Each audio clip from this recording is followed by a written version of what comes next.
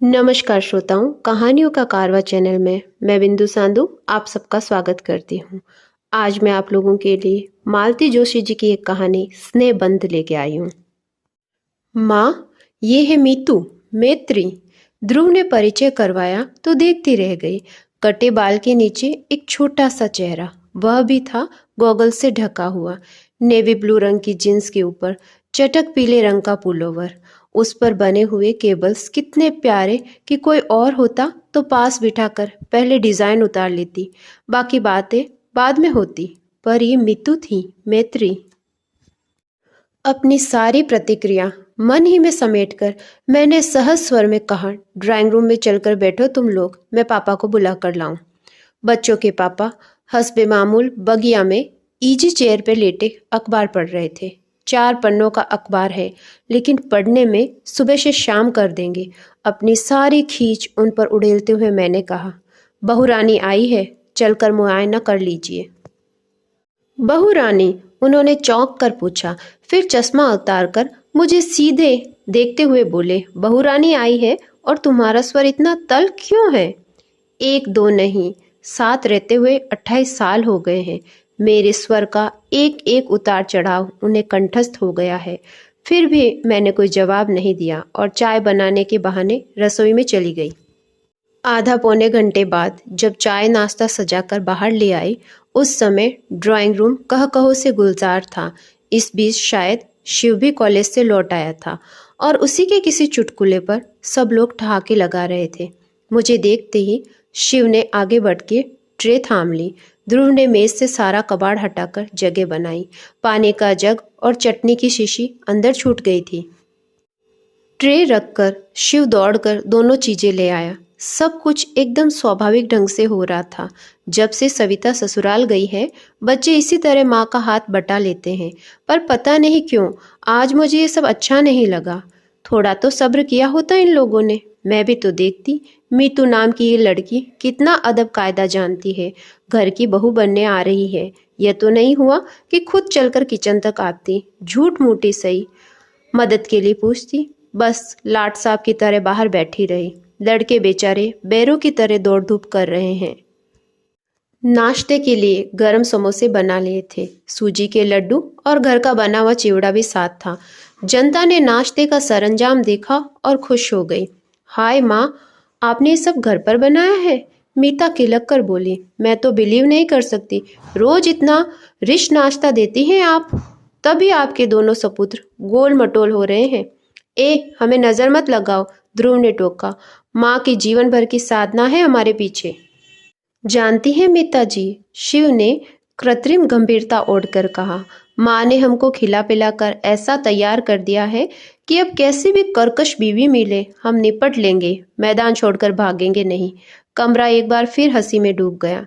मुझे लेकिन बड़ा ताव आ रहा था। मेरे बच्चों को मोटूमल कहने का हक उसे किसने दे दिया? अभी तो घर में आई भी नहीं और रोब झाड़ने लगी। वाह, यह भी कोई बात हुई? तुम्हारे माँ बाप ने तुम्हें नहीं खिलाया तो हम क्या करें? तुम अपने राज में डबल रोटी खिला खिला कर उसे दुबला कर देना बस। चलूं माँ? मैंने अपनी तंद्रा से चौंक कर देखा। सब लोग खड़े हो गए थे। मीता नमस्ते कर रही थी। गेट तक छोड़कर हम लोग लौट आए। ध्रुव उसे छोड़ने घर चला गया। पहली बार आई थी, बच्चों के पापा घर में आते ही शुरू हो गए। जिस तिस को तो तुम नेक बांटती फिरती हो, उसे यूं ही खाली हाथ भेज दिया। मैंने कोई जवाब नहीं दिया, खाली प्लेट प्याले समेट कर रसोई में चली गई। पहली बार आई थी तो क्या करें, रीति रिवाज का ठेका क्या हमने ही ले रखा है? वह क्या एक बार झुककर पैर भी नहीं छू सकती थी? एकदम ही अंग्रेज बनी जा रही थी। सारी शाम मैं रसोई में ही बनी रही। मुझे मालूम था मेरी प्रतिक्रिया जानने को सब उत्सुक होंगे, पर मैंने किसी को हवा नहीं लगने दी। शिव तक 1-2 बार आकर मंडरा गया, पर मैं व्यस्त होने का दिखावा करती रही।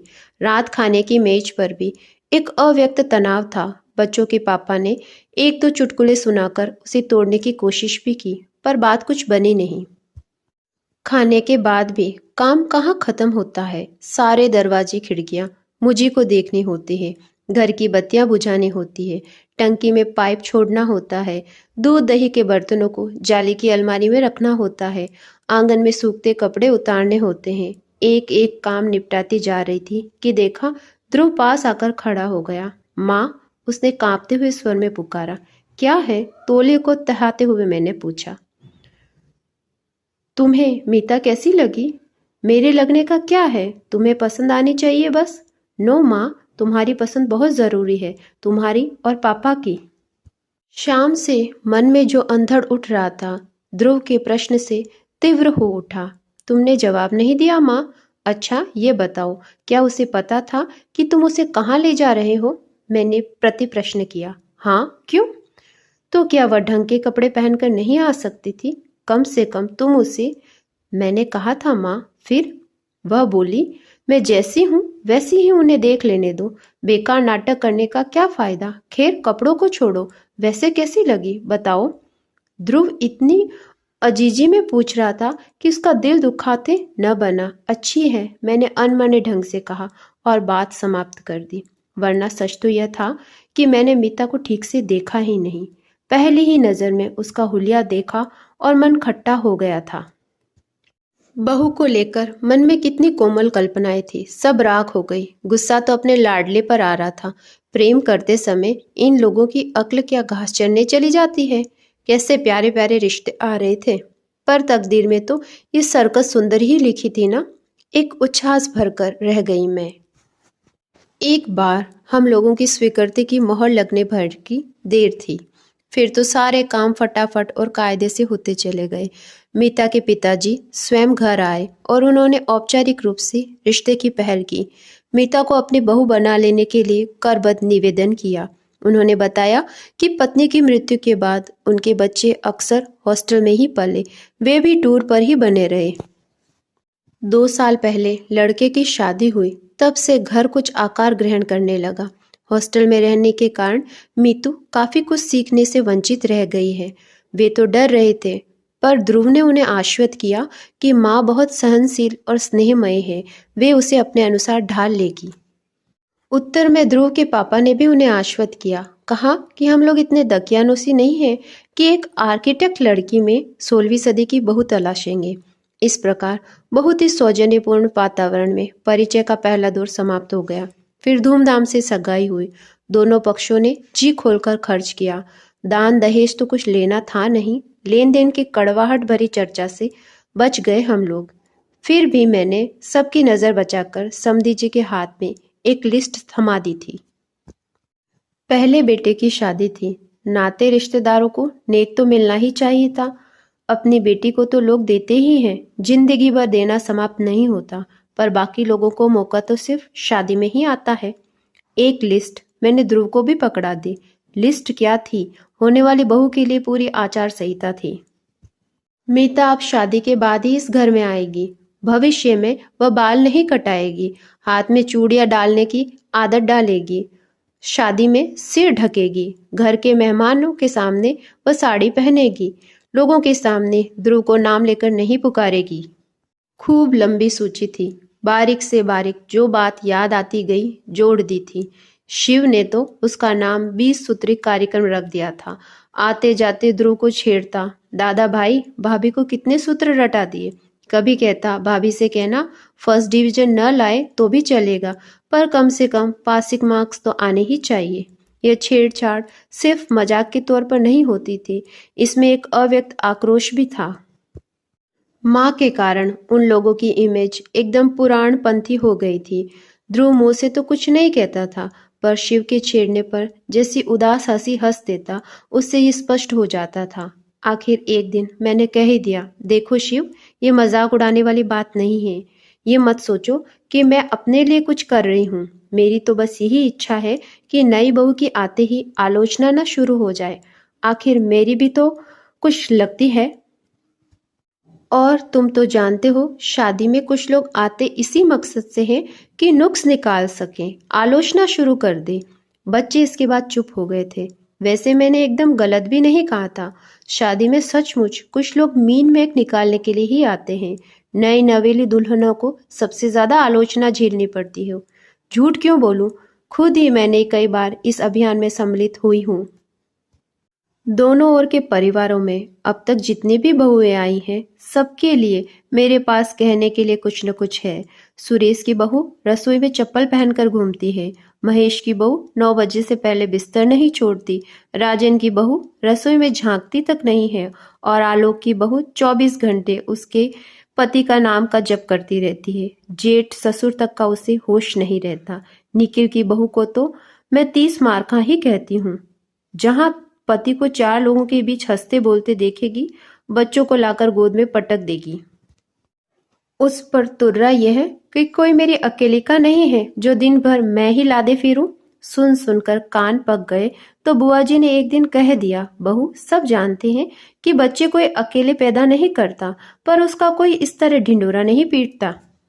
ये सारे नमूने मेरी आंख के सामने थे, इसीलिए मन में एक आदर्श बहू की कल्पना की थी। सोचा था कि ध्रुव के लिए जो लड़की लाऊंगी वह सबसे अलग होगी, पर अपना सोचा सब कहाँ हो पाता है। तुम्हारी सारी शर्तों का पालन करेगी, तब तो तुम्हें अच्छी लगेगी ना माँ? ध्रुव ने एक दिन गले में बाहें डालकर बड़ी आशा से पूछा। तब यही सोचकर संतोष कर लिया था कि लड़का तो आज भी मुझे कितना चाहता है। आसपास के वातावरण को देखते हुए तो यह भी कम न था। शादी हुई और खूब धूमधाम से हुई। घर की पहली शादी थी। अनगिनत मेहमान आए थे, उनमें से कईयों को निराश लौटना पड़ा। टीका टिप्पणी का एक भी मौका हाथ नहीं लगा। मैं खुद बहुत डरी हुई थी। एक तो लड़की की माँ नहीं है, करता धरता बड़ी बहन है जो अमेरिका में बस गई है। पति पत्नी दोनों डॉक्टर थे। भैया भाभी तो अभी नए ही थे, पर स्वागत सत्कार में, खान पान में कहीं कोई त्रुटि या अव्यवस्था नहीं होने पाई। मीता के पापा तो बिछे जा रहे थे, पर बहन बहनोई, भाई भाभी, चाचा ताऊ सभी सौजन्य और विनम्रता की मूर्ति बने हुए थे। और जयमाला के समय जब मीता को देखा तो बस आंखें जुड़ा गई। अपना ये रूप लावण्य इतने दिनों तक इसने कहाँ छिपा रखा था। लाल सुर्ख बनारसी साड़ी में लिपटी हुई वह किसी सलोनी गुड़िया से कम नहीं लग रही थी। अंतर्जातीय विवाह को लेकर एक शूल मन में था, वह भी जाता रहा। इसी बात को लेकर ननन रांदी कोसती रही। अब सर उठा के सबके सामने कह सकूंगी, भाई हमने तो लड़की का रूप गुण देखा, विद्या बुद्धि देखी, घर परिवार देखा, बस जात पात को आजकल कौन पूछता है।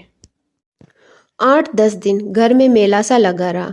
मीता जितने 2-4 दिन रही, नंदों के बीच दबी और ढकी बैठी रही। उनके बच्चों का लाड दुलार करती रही। रिश्ते की सास और जेठानियों की मान मनोहार करती रही। सभी लोग प्रसन्न थी और जाते हुए हर कोई मुझे बधाई देते हुए गया। शादी के बाद दोनों 8-10 दिन के लिए मसूरी घूमने चले गए। उसके लौटने पर मैंने सविता को रोक लिया था। सोचा ननंद भौजाई थोड़े दिन साथ रह लेगी।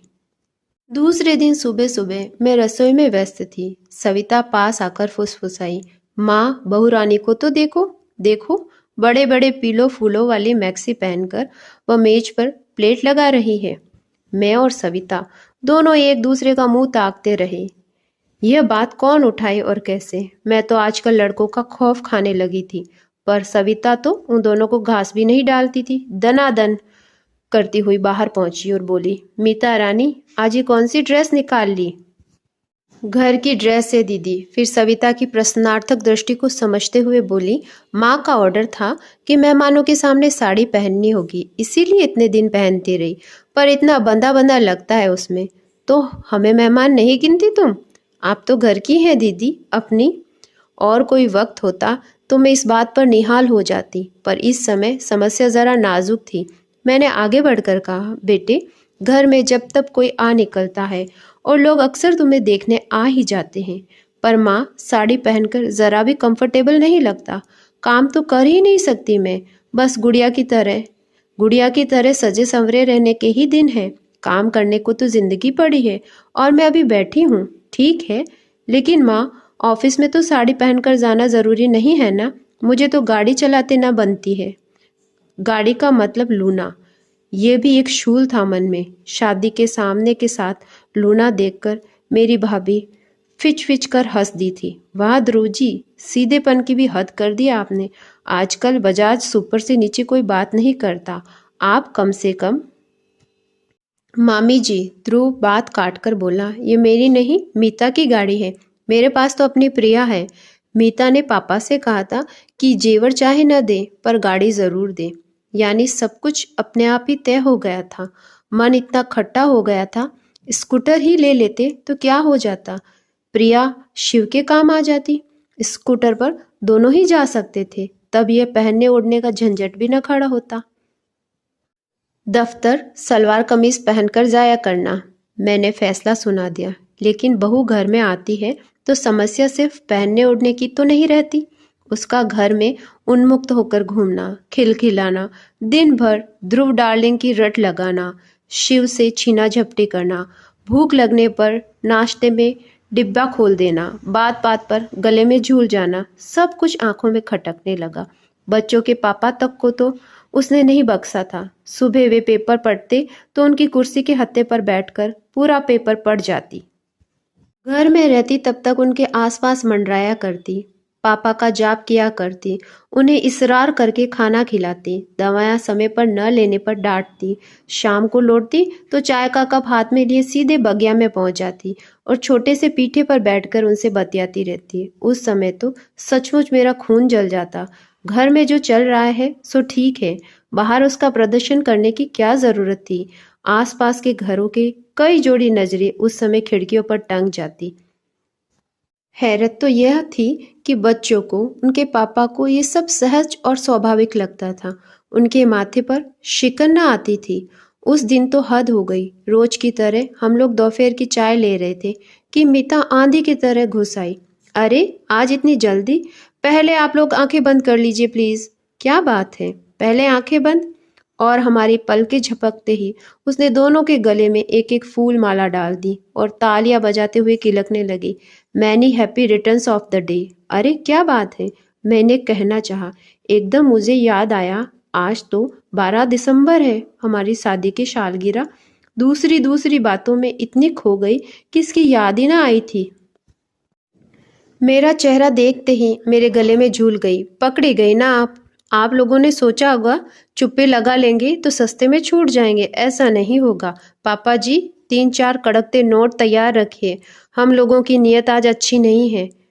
तुम्हें कैसे पता चला बेटे? हमें तो याद ही नहीं रहा, इन्होंने गदगद होते हुए पूछा। लंच के समय ध्रुव की डायरी उलट पलट रही थी, तब नजर पड़ी। उसकी तो ऐसी खबर ली मैंने, इतनी इम्पोर्टेंट चीज भूल गया। ध्रुव है कहाँ? मैंने पूछा। शिव को लेने कॉलेज गया है। हमने तड़ी मारी है तो उसे पढ़ने थोड़ी ही देंगे। आज तो हंगामा होगा। थोड़ी देर में वे दोनों भी आ गए। फिर तीनों ने मिलकर हम दोनों की आरती उतारी, पैर छुए, उपहार दिए। मेरे लिए प्योर की सिल्क साड़ी और पापा के लिए पुलोवर। उस समय उन दोनों चीजों का उद्घाटन करना पड़ा। फिर अमेरिका में उपहार में मिले कैमरे से घर पर रंगीन तस्वीरें खींची गई। फिर सब लोग फेमस स्टूडियो गए। वहाँ एक ग्रुप फोटो में मीता पारिवारिक बहू की वेशभूषा में सजी थी। मेरे पीछे खूब अच्छे से सिर ढककर खड़ी थी। शिव बार बार उसे छेड़ रहा था। फर्स्ट शो हम लोगों ने अंगूर देखी, फिर ब्लू डायमंड में खाना खाया। क्वालिटी में आइसक्रीम और बनारसी पान वाले के यहाँ से पान खाकर लौट रहे थे तब 11 बज गए। बेतरह थक गई थी मैं, पर यह थकान भी कितनी मीठी थी। बाप रे, थक गई मैं तो। इन लोगों ने सचमुच एक हंगामा कर डाला। अब इतनी उछल कूद के लायक थोड़ी रह गए हम। रात में मैंने हंसते हुए कहा, पर देखा वे चुप है और आग्नेय दृष्टि से मुझे घूर रहे थे। क्या हुआ? मैंने घबरा कर पूछा। वह लड़की बेचारी माँ माँ करके मरी जा रही है, और तुम? क्यों, मैंने क्या किया? मैंने खींच कर कहा। मन में छाई हुई खुशी भाप बनकर उड़ गई। मुझसे क्या पूछती हो? अपने आप से पूछो कि तुमने क्या नहीं किया। वह बेचारी बिना माँ की लड़की है। बिना माँ की है तो मैं क्या करूं? मैं एकदम फट पड़ी। शाम ममता का एक सोता फूट पड़ा था। अंतस्वे वह जमने लगा। बिना माँ की है तो मैं क्या करूं? ये तो बताइए, गोद में लेकर घूमूं या लोरी गाकर सुनाऊं? उन्होंने जवाब नहीं दिया, करवट बदल कर लेट गए। इतना गुस्सा आया। यह अच्छा तरीका है, जवाब देते न बना तो खत्म कर दो। अजीब मुसीबत है, मैं बुदबुदाई। दिन भर घर में कैसी धींगा मस्ती चलती रही। छोटे बड़े का कोई भी लिहाज नहीं रखा जाता, फिर भी मुझे चैन नहीं। पराई लड़की पर तो लोगों को इतनी ममता हो आती है। साल 6 महीने में अपनी जाई घर आती है, उसका तो कभी ऐसा लाड दुलार नहीं होता। लाड दुलार क्या खाक करूंगा, वह तो तुम्हारे अनुशासन में पली बिटिया है। आज तक कभी खुलकर बात भी नहीं की उसने मुझसे। अब चुप रहने की बारी मेरी थी। जनवरी के प्रथम सप्ताह में ध्रुव को अचानक 6 महीने की ट्रेनिंग के लिए जर्मनी जाने का आदेश मिला। घर में एक खुशी की लहर दौड़ गई। इतने सारे लोगों में सिर्फ उसी का चयन हुआ था। गर्व से हम लोगों के कलेजे गज गज भर के हो गए। जोर शोर से तैयारी शुरू हो गई। मेरा दिल बैठने लगा। लड़का पहली बार इतनी दूर परदेश में जा रहा था और फिर नई नवेली बहू को पीछे छोड़कर जा रहा था। मीतू को भी साथ ले जाते, घूम आती, इन्होंने कहा। लेकिन मीता ने इस प्रस्ताव का विरोध किया। वह बोली, बेकार रुपए फेंकने से क्या फायदा पापा जी। ध्रुव का खर्च तो कंपनी देगी, मेरा तो हमें को उठाना पड़ेगा। कभी अपना भी चांस आएगा, है ना शिव। वह भी हमेशा की तरह हंसमुख बनने का भरसक प्रयास करती रही, पर कभी कभी उसका चेहरा बेहद उदास हो जाता। स्वाभाविक भी था, पर मुझे चिंता हो चली थी। आखिर मैंने एक दिन ध्रुव से कहा, बेटे तुम्हारे लौट आने तक मीता अपने पापा के यहाँ रहे तो कैसा है। कहीं भी रह लेगी माँ, 6 महीने की तो बात है, पलक झपकते बीत जाएंगे। और सब कुछ ठीक ठाक रहा तो लौटते समय 15-20 दिन के लिए उसे भी बुला लूंगा, घूम घाम लेगी। उसने तो बात समाप्त कर दी थी, पर मेरी चिंता वैसी ही बनी रही। बच्चों के पापा का इन दिनों कुछ ठीक नहीं था। वह यहाँ उदास बनी रही तो उसका सीधा संबंध मुझसे जोड़ देंगे, इसीलिए डर लग रहा था। शिव और मीता उसे छोड़ने मुंबई तक गए थे। लौटकर मीता अपने पापा के यहाँ चली गई। उसकी भाभी के यहाँ लड़का हुआ था। फिर महीने भर बाद भाभी अपने पीहर चली गई तो उसने घर की देखभाल के लिए वहाँ रुक जाना चाहा, तो हमने आपत्ति नहीं की। घर एकदम सुनसान हो गया था। बच्चों के पापा ध्रुव से ज्यादा मीता को मिस कर रहे थे। हर चौथे 8वें दिन समधियाने पहुंच जाते, कभी कभी घसीट कर साथ मुझे भी ले जाते। तब समधी जी चुटकी लेते, अपने बच्चों के लिए कैसे दौड़े दौड़े आ जाते हैं आप, मुझ गरीब की तो कभी सुधी नहीं ली। शिव भी अक्सर घर देर से लौटता, कभी भाभी के साथ शॉपिंग करनी होती थी, कभी उन्हें मूवी दिखानी होती थी। कभी कभार वह भी घर आ जाती, पर पहले सा तूफान बर्पा नहीं करती, हंसती खिलखिलाती, पर उसमें पहले किसी जीवंतता नहीं थी। जब वह चली जाती तो ये कहते, कहा था साथ चली जाओ, तब नहीं मानी, पैसे का मुंह देखती रही, अब मन ही मन घुल रही है। मार्च का अंतिम सप्ताह रहा होगा। एक रात इनके पेट में जोर का दर्द उठा। पता नहीं कितनी देर से तड़प रहे थे। मेरी तो अचानक नींद खुली तो देखा पेट पकड़कर बैठे हैं। चेहरा सफेद पड़ गया। क्या हुआ, मैंने घबरा कर पूछा। क्या पेट दर्द कर रहा है। इन्होंने जवाब नहीं दिया। मैं उठी, पानी गर्म किया, रुई में हींग की डली लपेटकर उसे जलाया। फिर प्लेट में अजवाइन, काला नमक, हींग और गर्म पानी लेकर इनके पास आई। ये मना करते रहे, पर जब मैं बार बार आग्रह करने लगी तो चिढ़कर बोले, जरा बात को समझा करो, वैसा दर्द नहीं है भाई। फिर कैसा है। मैं दोपहर से बाथरूम नहीं गया हूँ और अब बता रहे हैं। मैं फटी फटी आंखों से उन्हें देख रही थी। शिव के पेपर्स चल रहे हैं, पढ़कर शायद अभी अभी सोया था, उसे जगाना पड़ा। उतनी रात में वह जाकर डॉक्टर शुक्ला को लिवा लाया। उन्होंने मुआयना किया और पूछा, ये तकलीफ कब से है आपको। 15-20 दिन से थोड़ा कष्ट हो रहा है। इतना ताव आया मुझे, इतने दिनों तक चुप रहने में क्या तुक थी। शिव बोला, माँ ये समय गुस्सा करने का नहीं है, बाद में निपट लेना, पहले उन्हें संभालो। राम राम करते वह रात बीते। सुबह भर्ती होना पड़ा। प्रोस्टेट की शिकायत थी, ऑपरेशन ज़रूरी था। इन्होंने पहले ही अपना आदेश सुना दिया। प्राइवेट नर्सिंग होम नहीं जाएंगे, सरकारी अस्पताल में भी प्राइवेट वार्ड नहीं लेंगे, जनरल में रहेंगे। इस ऑपरेशन के बाद नर्सिंग की बहुत ज़रूरत होती है। प्राइवेट वार्ड में कोई झांकता भी नहीं है, 10 बार बुलाने जाना पड़ता है। उनकी बात न मानने का कोई उपाय भी नहीं था। खजाने की चाबी उन्हीं के पास थी। ध्रुव यहाँ होता तो बात दूसरी थी, पर अब उतनी दूर से बुलाने का कोई मतलब नहीं था। जनरल वार्ड में तो एक रात गुजारी, उफ, जिंदगी भर याद रहेगी। इनकी वैसी हालत में नींद आने का कोई प्रश्न ही नहीं था, पर आसपास के वातावरण में मन को इतना बोझिल कर दिया था कि सुबह उठकर लगा मैं भी बीमार हूँ। और दुर्गंध, अब भी याद आती है तो मन पर कांटे से उगाते हैं। सुबह शिव कहीं से चाय लाया तो मेरे लिए पर घूंट भर भी गले से नहीं उतरी। 10 बजे ऑपरेशन होने को था।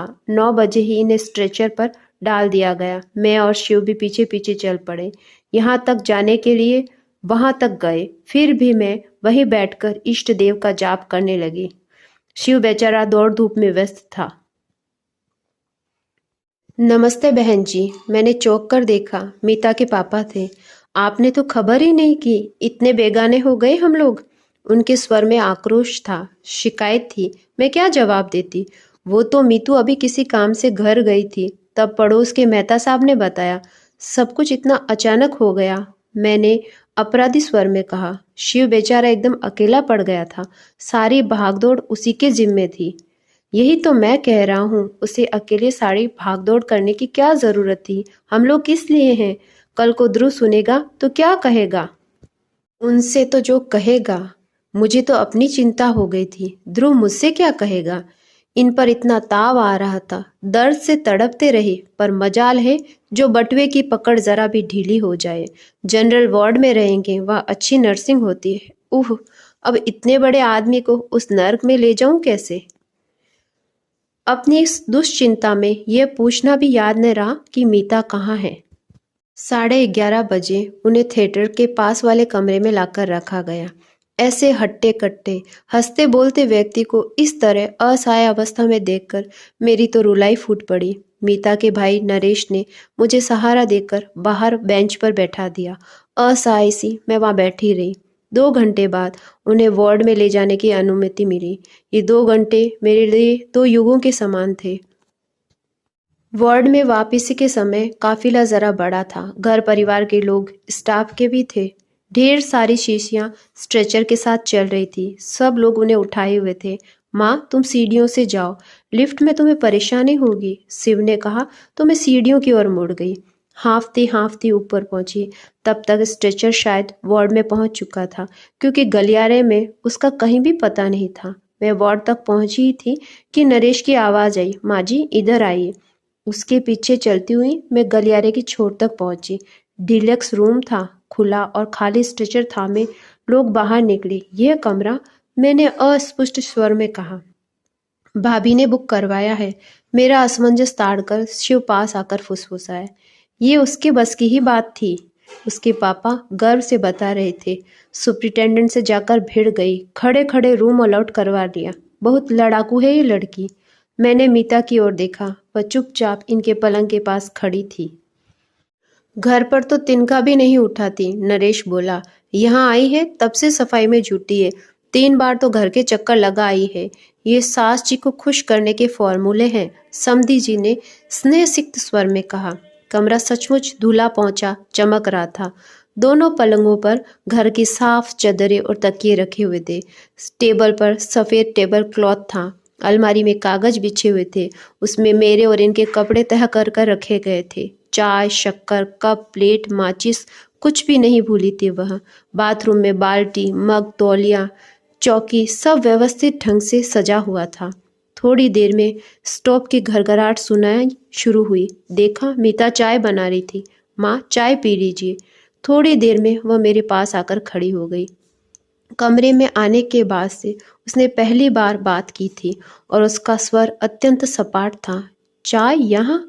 मैंने एक बेमतलब सा जुमला उठा दिया। तो कहाँ पियेंगी? क्या पापा को इस हालत में छोड़कर आप घर जाएंगी? उसकी बात में तर्क था, पर उससे भी ज्यादा वजनदार उसकी आवाज थी।